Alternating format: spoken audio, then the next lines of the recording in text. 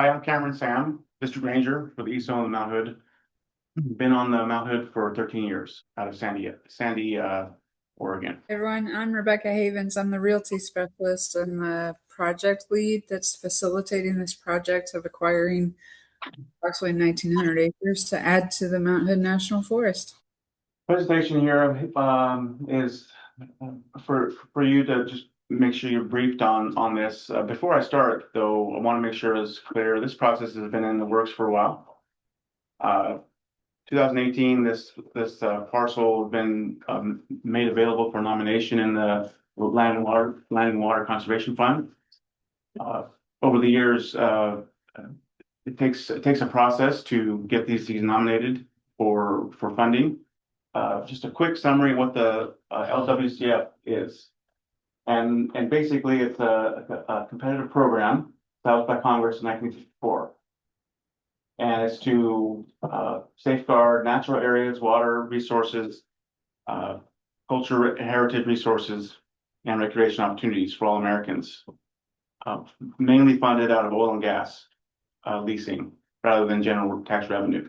So that's where the money comes from. So the Mount Hood, like I said, over the many years, was able to put this nomination in, and in 2025 received funding to purchase this 1,900 acres, which I will show you what that is. So here's the parcel. If you're familiar, it's mainly on the 18 road system, Forest Road 18, on this side of the Bull Run. And there's a BPA line that runs right through the middle there, west fork of the Hood River and all its tributaries. All right, so I'm gonna go through a few things about why this is important and something that made it very highly vetted for nomination. Mainly, one of the main things is recreation. So providing access to the Crest Trail, Lolo Pass Road, a number of other areas, wilderness trails, and our ability to develop and connect those, which we're currently right now it's an inholding of private land. So it's one of those things where a lot of times access or it's gated off from the public. The reason why this project was actually vetted highly is because of the fisheries resource and the restoration. This is a restoration project mainly, and threatened endangered species habitat, steelhead habitat, and bull trout, salmon. And so that's all within the West Fork of the Hood River, as you may be aware. One of the highly vetted areas of this is to restore this area connectivity so that we can do some work along the habitat. And that's really key and received a lot of support from local partners, including the Confederate Tribes of Warm Springs. Going into that, a lot of stakeholder investment have already been put into the west fork of the Hood River and the other tributaries of the Hood River. And I bring this slide up because this is one of the areas that the Warm Springs has had a long-term source of committed funding. I'm not representing the tribe here, just want to make sure it's clear. But we work closely with Warm Springs on the restoration in the Hood River. And so that's one of the drivers or the big parts of this project is we will continue to do the restoration work along the West Fork of the Hood River with all our partners. And there's some partners that we have had letters of support for in the past, from the Western Rivers Conservancy, Fish and Wildlife Service, National Marine Fisheries Service, the Hood River Watershed Group, Rocky Mountain Owl Foundation, the Wild Salmon Center, and Audubon Society.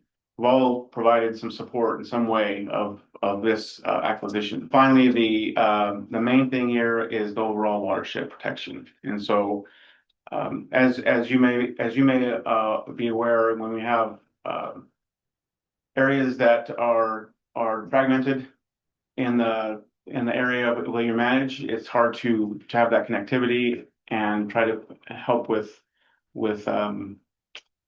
getting to a restoration goal. And one of the things is overall watershed protection is another big driver here for what we're trying to do here with all our partners, including with the National Forest provides. What this slide talks about is the things that we could do to improve the overall forest health in there.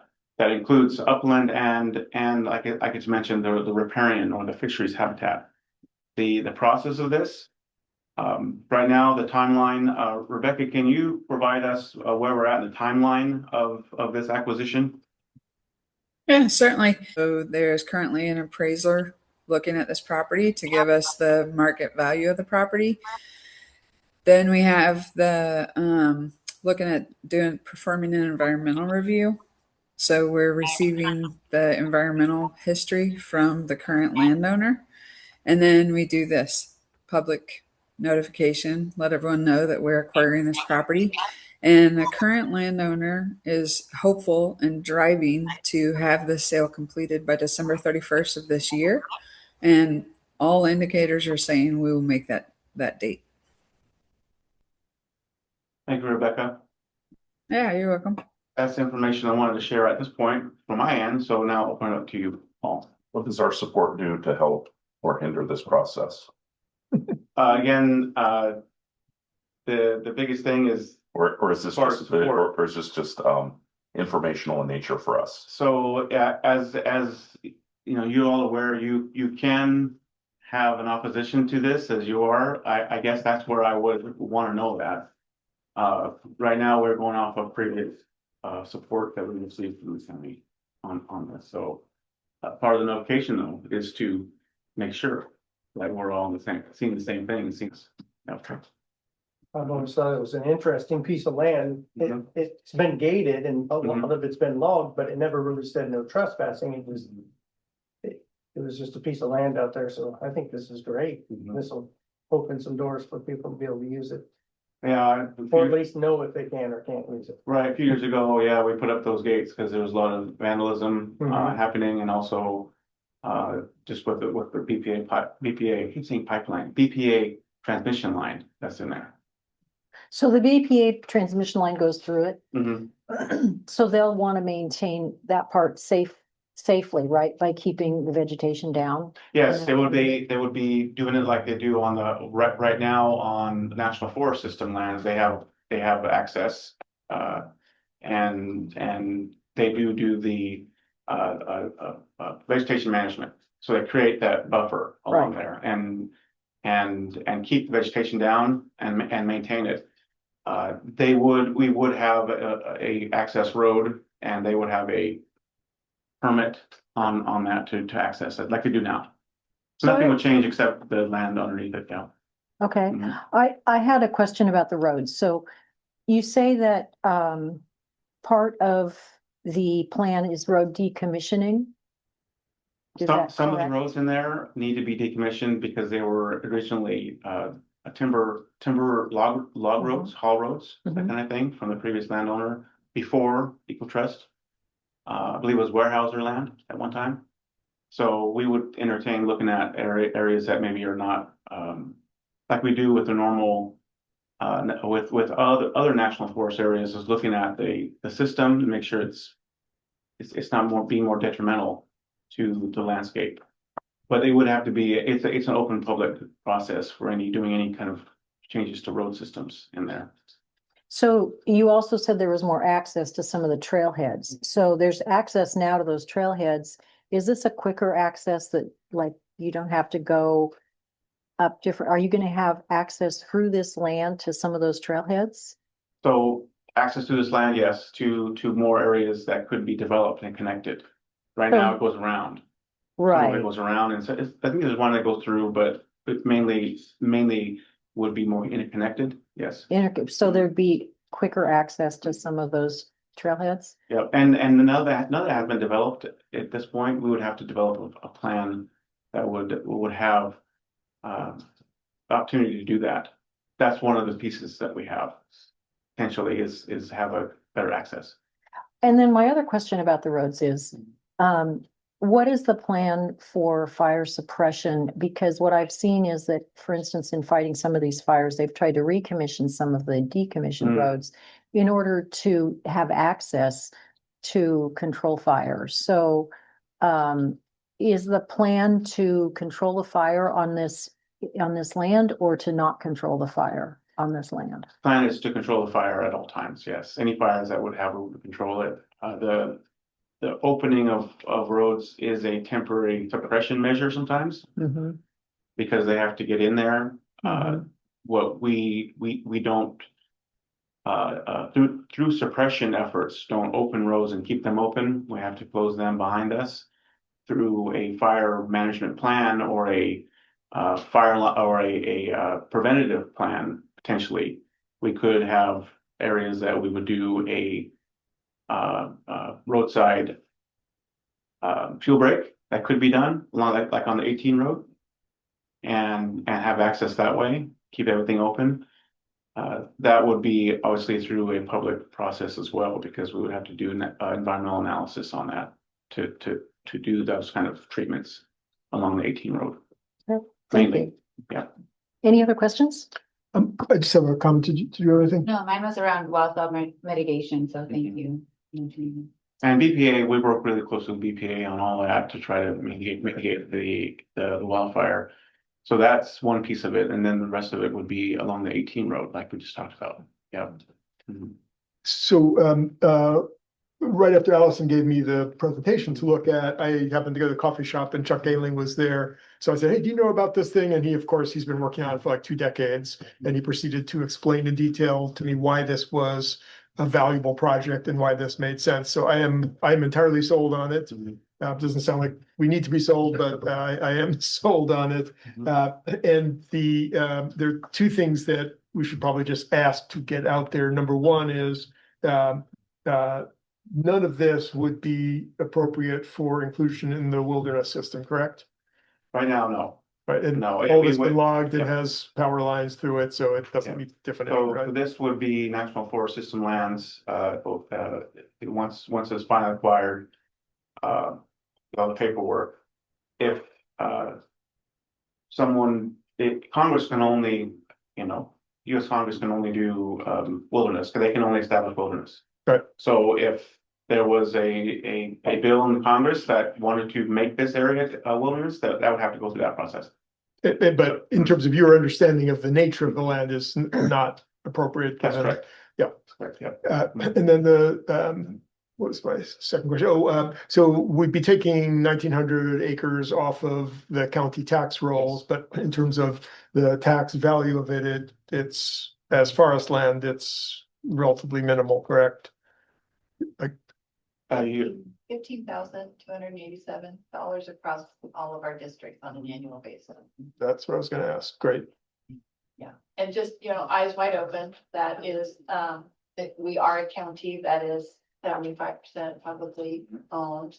Right. And so aside from the loss of taxes to our districts, it also impacts us on a public safety and forest side of things in terms of what we have to do Right. for those 2 purposes. And so in terms of removing those lands from the tax rolls, we need to have our eyes open as to that does affect our overall tax base, but at the same time, so there won't be a commensurate increase in the payment in lieu of taxes and any of that. We're not expecting them to say, oh, you have another 1,900 acres, so you should get an increase in your payments. But the specific nature of this property is such that I think the greater good is certainly served by having it in the National Forest System. So I think we can. I just want to recognize that this is a loss to the county financially, but I think that the benefit is quite significant. This project is online, and I can share the website to make sure that you all can see this online in the LWCF. Keep saying S, sorry, because I'm a firefighter, so LWCF on some of that. But yeah, I can share that website so you can see it. If you want to look at all the information, all the data that goes to this, so. Any other questions? I was just Sheriff English in regards to the contracts that we have with the Forest Service for search and rescue, public safety. Do you see an impact there?